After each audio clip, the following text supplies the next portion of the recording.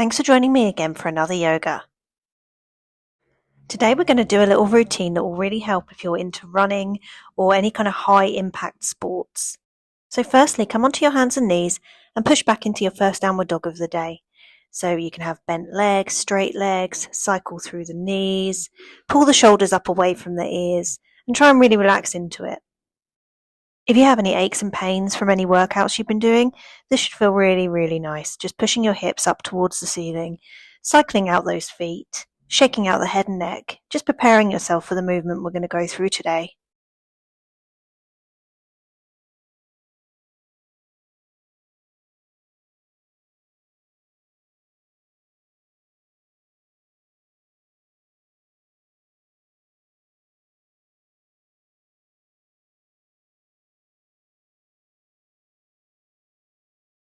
Start to walk your feet and hands together until you're in a forward fold.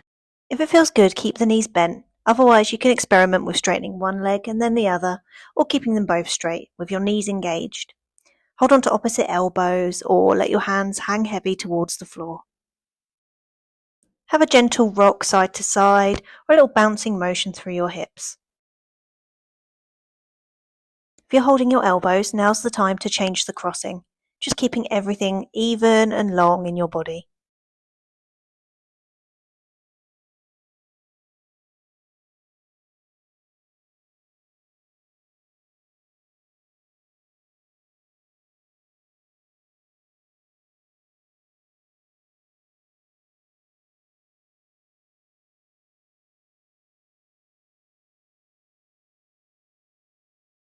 Bring your fingertips back to the floor and start to walk back out into your downward dog.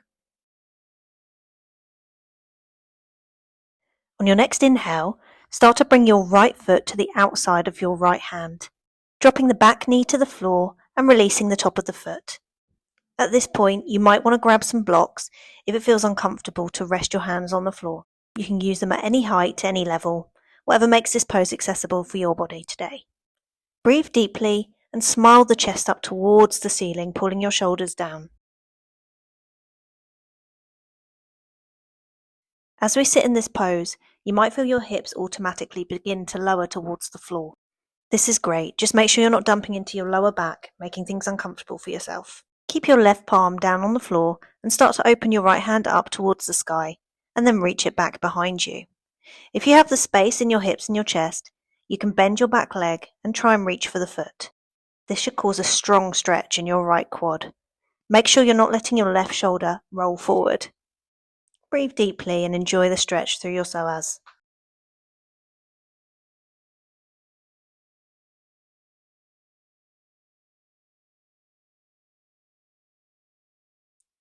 Start to drop the foot and bring your hand back to the floor, tucking the back toes under and pushing back into your next downward dog. Cycle through the feet, shake out the head and neck, and just release the last move. On your next inhale, bring your left foot towards your left fingers, drop your right knee and release your right toes. Bring blocks to the front of the mat if that's what you did on the other side. Remember, you can have them on any setting, highest, middle or lowest. And you can also move your front knee out to the side slightly to give your hips a little bit more space. Breathe deeply and make sure that your chest and collarbones are wide open.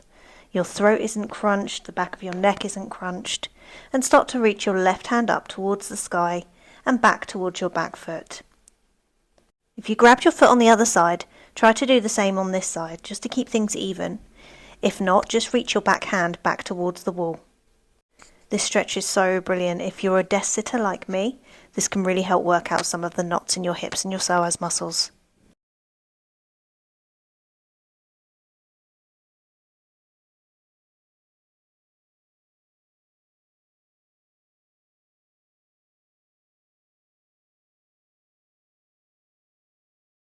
Start to release the foot, bring the hand back round to the front, tuck the back toes, and step back into your downward dog.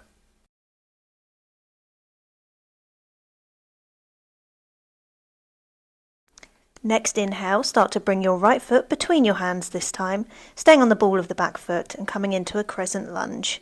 Bring your arms up towards the sky, lift your hip points, and maybe bend your back leg so that you have some more space in your hips to straighten your body straight up towards the sky. Start to goalpost your arms and come into a mini back bend, breathing deeply, pushing your chest through the goalposts of your arms. Bring your hands to the ceiling. You can bring the hands together. And then exhale, bring the hands all the way to the floor. We're going to come into pyramid pose. So as much as you can, straighten out that front leg. Again, you might need the blocks here on whatever setting you need. Straighten the back leg, straighten the front leg, and try and lift the toes off the floor. If this doesn't feel accessible to you, you can bring the back knee down and come into a runner's stretch, straightening out the front leg.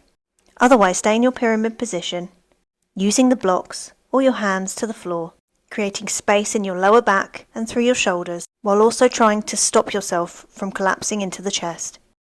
You should feel a very strong stretch through your hamstring, through your lower back and through your back leg.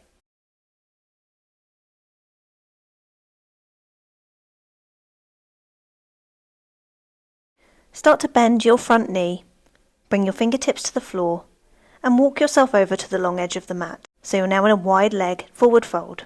You might want to bring your feet closer or further apart, just depending on your own flexibility and your comfort today.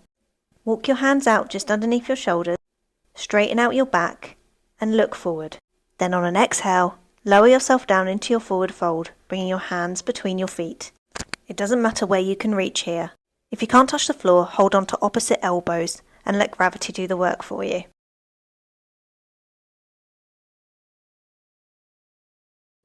You can turn your hands and start to walk your fingertips back behind you, using your hands as a bit of a lever to pull you down. If your head is touching the floor here, bring your feet slightly closer together. That's not what we're aiming for today.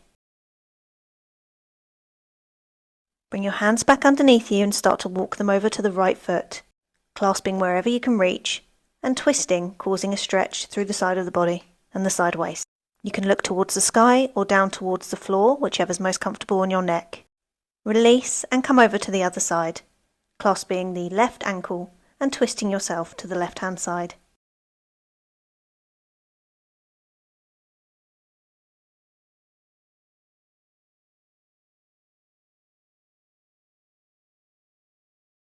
Come back to centre, bring your hands back to the front of the mat, and step yourself back into downward dog, or if you need a rest at this point, you can come into child's pose.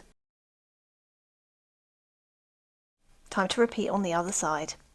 Bring your left foot between your hands, tuck your back toes underneath, and come up into your crescent lunge, maybe bending your back knee slightly so that you open up your hips. Bring your chest straight up and your arms up to frame your ears. Start to bend your elbows into goalpost pose, inhaling deeply and coming into a slight back bend. Wobbling's good, you're building those tiny fibres that keep us upright during the day.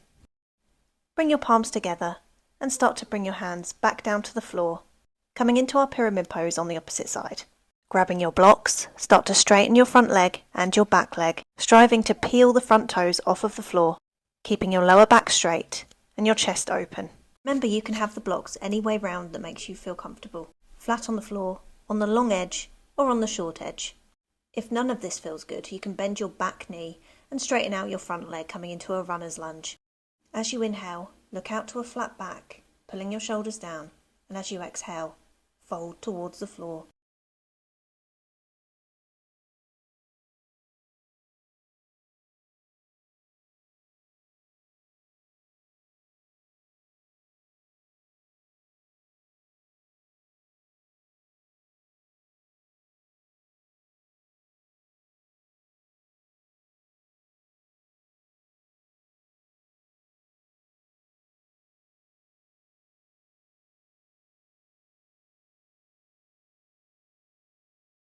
Bring your fingertips back to the floor and step back into your downward dog, treading through the feet, shaking the head and neck, neutralising the work we've already done through our hips. Roll forward into a plank pose and slowly lower all the way down onto the floor, keeping your hands underneath your shoulders. On an inhale, push up into a baby cobra pose, pulling the shoulders down the back. Exhale, release. Inhale, push up. Exhale, release.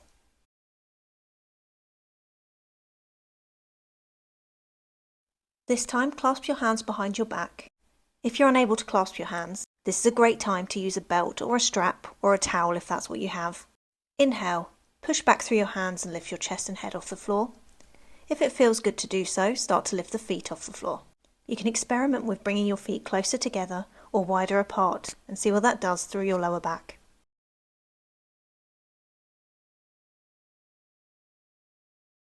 Exhale, release.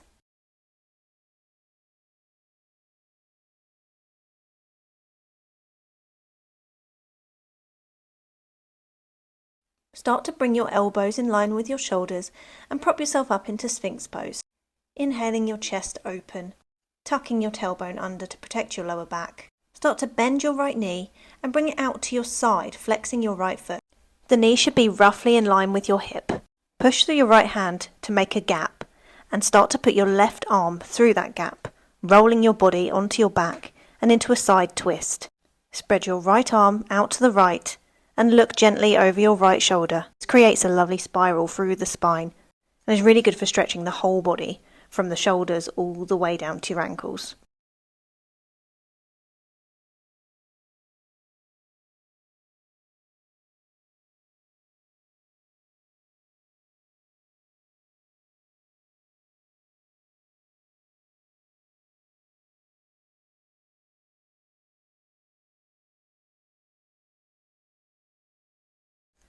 Start to bring your right arm back over and come onto your front back into your Sphinx position, ready to repeat on the opposite side. Start to bend your left knee. Bring your knee out to the left side, knee in line with the hip. Press through your left arm, creating a space, and bring your right arm underneath, rolling yourself onto your back, opening your arms out into a T shape and keeping your feet flexed.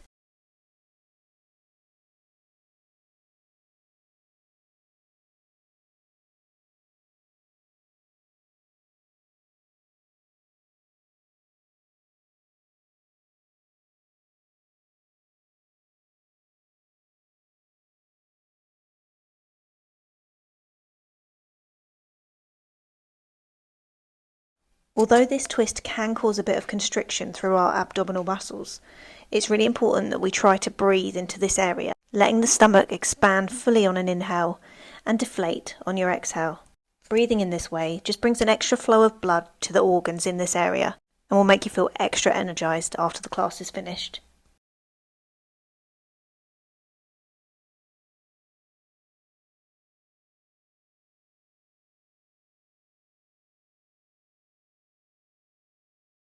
On your next inhale, roll yourself back over onto your front into your Sphinx position. This is going to be a very active Sphinx position, so actively pull your shoulders down your back, push through your hands, pull through your fingers, tuck your hips underneath slightly to protect your pelvis and lower back. And if you have the space in your lower back, start to straighten your arms before you exhale and come all the way down to the floor. Bring your hands underneath your shoulders and push yourself all the way back into a comfortable child's pose, so you can have your knees together or apart, whatever feels good to you right now. Remember, props are encouraged, so if you want to put a pillow or a block underneath your head or underneath your hips at this point, please go ahead.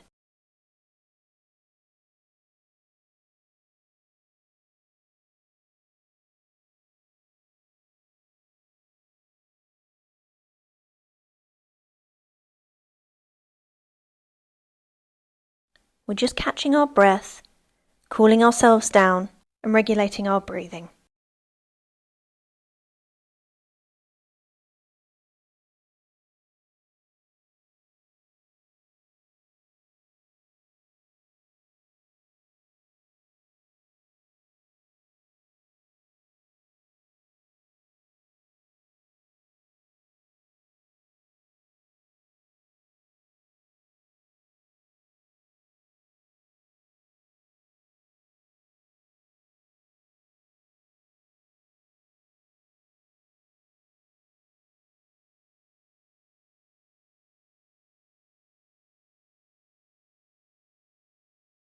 Start to slowly push yourself up into a seated position. Do this slowly, you don't want to give yourself a head rush. Bring your legs out straight in front of you. Flex and point through the toes to shake everything out, and bring your right knee into your chest, lightly crossing it over the left knee. We're going to come into half Gomukhasana pose, or half cow face pose. Keep both your feet flexed, and you can either use a strap over your straight foot to help pull yourself forward, or you can have your hands on the floor or resting on blocks to either side of you. If you're trying to fold forward, you might find that you can't go very far. This area tends to be quite tight, especially in this position, so if that means you end up sitting quite straight like I am here, that's absolutely perfect. The stretch is the same, you're still getting the same benefits as if you were laying your head on your knee.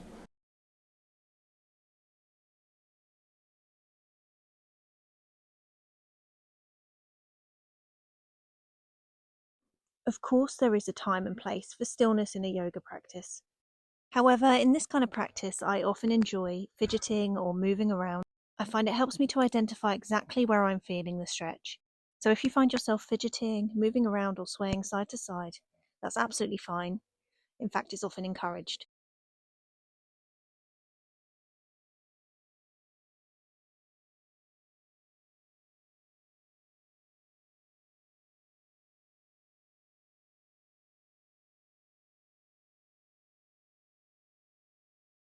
Start to bring yourself back up to seated. Stretch your right leg out and shake your knees. Bring your left knee into your chest and start to wrap your knee over top of your right. You can use your hands to manually bring your knees in line if that helps you. Trying to keep yourself even. If you used a strap on the first side, please try and use it on the second as well. If not, use your blocks or use your hands on the floor. Inhale to straighten your back and exhale. Start to roll forwards, or if you prefer, keeping your back straight and your shoulders pulled down. This often looks like a very simple pose, but can be one of the most intense. It's for this reason that I often teach softness when we're doing this pose. Rather coming into the full cow face pose, I prefer to work on one muscle at a time, one hip at a time. By doing this, we're far less likely to injure ourselves and can more closely regulate and observe what's going on inside our own bodies.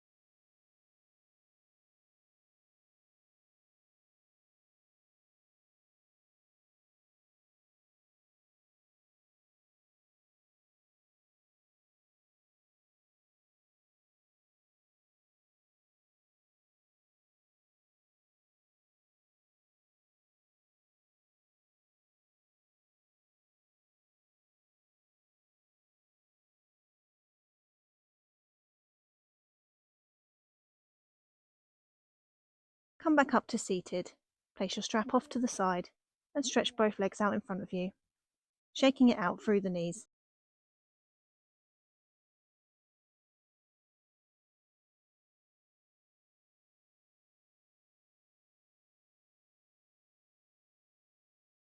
Holding onto the back of the knees, roll yourself down into Shavasana.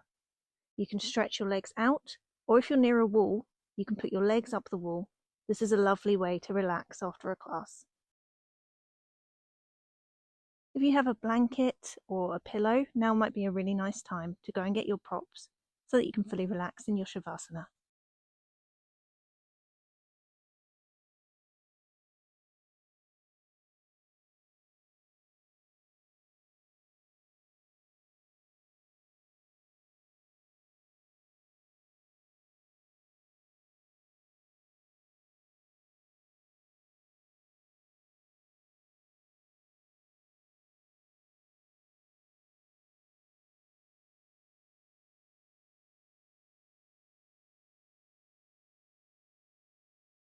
I would recommend staying in Shavasana for as long as you can. If you're needing to stop after the 20-minute mark, now's your cue to roll yourself up to seated, bring your hands to your chest, and thank you for joining me today. Please like and subscribe for your weekly classes.